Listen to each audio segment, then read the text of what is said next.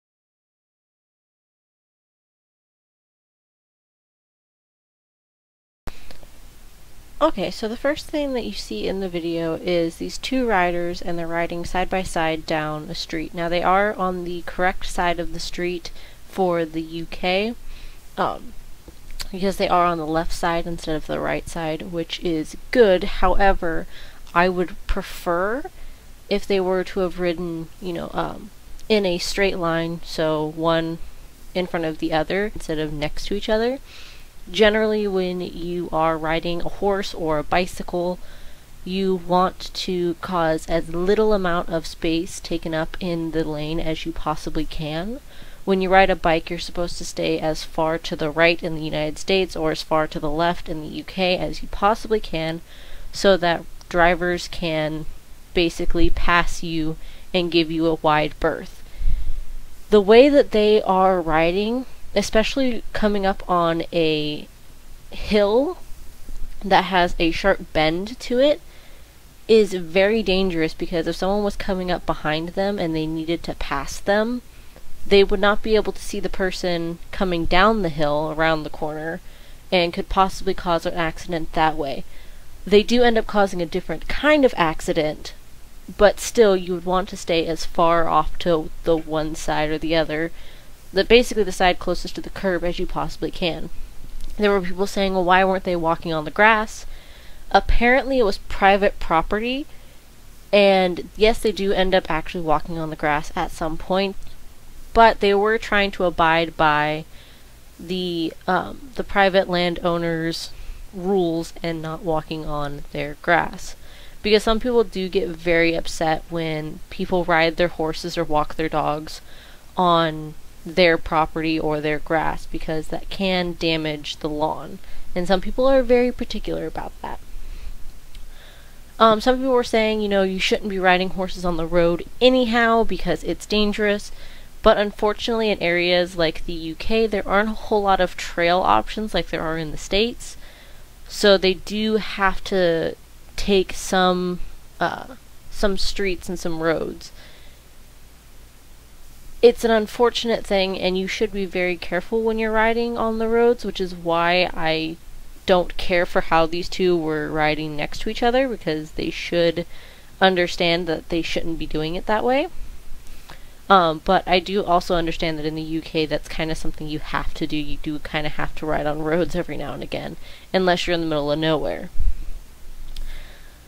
Alright, so some people were also saying, oh, the driver is driving on the wrong side of the road, and I'm going to slow that part of the video down here in a second and explain what I'm seeing based off of my driving knowledge and my understanding of physics and whatnot.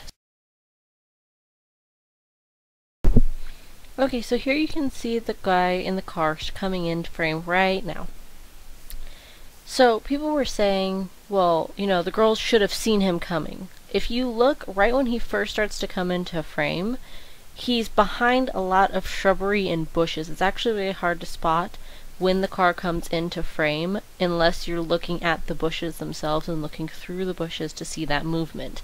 I did, you know, time the video to see from the time that the driver comes into full view around the bend to when he's about to hit the riders, and that's 4 to 5 seconds. Now people were saying, why don't they just, you know, pull their horses out of the way and get them onto the grass? You have to understand that human reaction times are not split-second reactions. It takes the average driver 3 seconds to have their brain react to someone in front of them hitting their brakes, for their brain to go, oh, the person in front of me is hitting their brakes, I should hit my brakes too. And then however fast you're going will affect how slow or how fast your car brakes. That's if you're driving. They are riding on horses that also have a reaction time. So adding on to the fact that the human has a reaction time about 3 to 4 seconds, depending on how quickly their reaction times are and if they're paying attention. And then a horse's reaction time, which to a rider's aid is another 3 to 4 seconds on average. Some horses is a little bit longer because they're duller to aids and what have you. But for the most part, on average, you're going to have about a 6 to 8 second delay from when they see the car to when they move out of the way. So they did not statistically have time to move their horses out of the way. So another thing to notice in this still shot of the video is that the brown horse has his nose tipped in towards the grassy area and is taking a step towards the paint.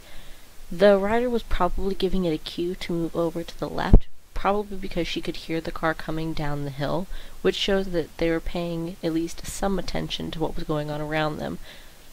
The other reaction videos that I saw made it seem like these girls weren't paying attention at all, that they were just completely oblivious to the world around them, and I don't think that that was necessarily the case. At least not the girl on the brown horse. She seemed like she was at least paying some attention. So here I slowed the video down to about 10% of its original speed, and you can really tell what is happening with the car when you focus in on that. And you'll notice that the car appears to be in the correct lane at the beginning of the turn and then starts to lose control towards the center of the turn and starts to skid out. Now, because the road is slick from the rain, his tires probably lost traction, and that's why he swerved so far into the other lane to where he almost went down that other side street. And if you actually watch after the impact with the horses, he continues turning towards the left lane, so that trajectory continued. I also took some stills. You can see in this first still that he is very close to that very right side curb. And then in the next still you can see he's still pretty close. He's getting a little bit further away, but it's still not super far away yet. And then in this third still you can really see that that center line is about in the middle of his car, and that's when he's starting to swerve out of the correct lane, probably starting to lose traction at this point. Now in the fourth still you can see that the headlights on the front of the car have tilted towards the outside of the turn. Now if you've ever driven a big truck or an SUV, you know that when they turn and they're turning really hard, they tilt a little bit. And you'll actually lose a bit of traction if you're turning big vehicles that don't have enough stability on both sides. That's probably what's happening with the car here, and then you can see in the final still that it's still tipping to the outside of the turn, which shows to me that this guy is really trying to turn his car while still trying to have control over it.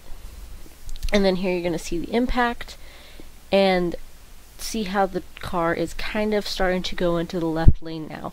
However, the horse stopped the car a little bit when it hit it, so it slowed it down, along with the guy probably hitting his brakes. Now, something that people were complaining about was the fact that the guy pulled off to the other side of the street and looks like he's driving away. If you actually watch the rest of the video, he does walk back into frame. What he was doing was pulling his car to a safe position, not in the middle of the road, and getting out of the way. And then coming back to make sure that everyone was okay. From what I've been told, everyone was alright. Nobody got seriously hurt. There was the one rider that sat on the ground and doesn't get up in the video, but everyone says that she's okay, both riders are okay, both horses are okay, the car was okay, the driver was okay. The takeaway that I got from this video was it was just an unfortunate accident. The riders were trying to get out of the way, but the driver seemed to lose control. He looked like he might have been speeding a little bit faster because the car that comes up after that car seems to be going a lot slower. So the rate of speed that he was taking that turn most definitely affected the skidding that happened with his vehicle, where the white car didn't have that issue. Anyhow, guys, I don't think that this was the moment when three idiots met. I think that it was just an unfortunate accident, and you know, things happened. The driver could have been driving a little bit safer, the people could have been a little bit more aware. You know, there's so many things you could say, you know, you could have done it this way, or you could have done something better. There's always the woulda, shoulda, couldas in life. But all in all, you know, I don't think it's as bad as everyone's making it out to be. The driver wasn't driving purposely on the wrong side of the road. It does look like he skid out a little bit. Didn't quite fishtail, but definitely skid a little bit, which happens on rainy terrain. But yeah, guys, so I hope that video was interesting. If you would like, I could do more videos like this, dissecting horse-related videos in this manner, and doing frame-by-frame still shots or slowing videos down. Let me know what you guys think. If there's any videos that you want me to dissect, let me know in the comments, and I will try and do them. Anyhow, we're going to end it there.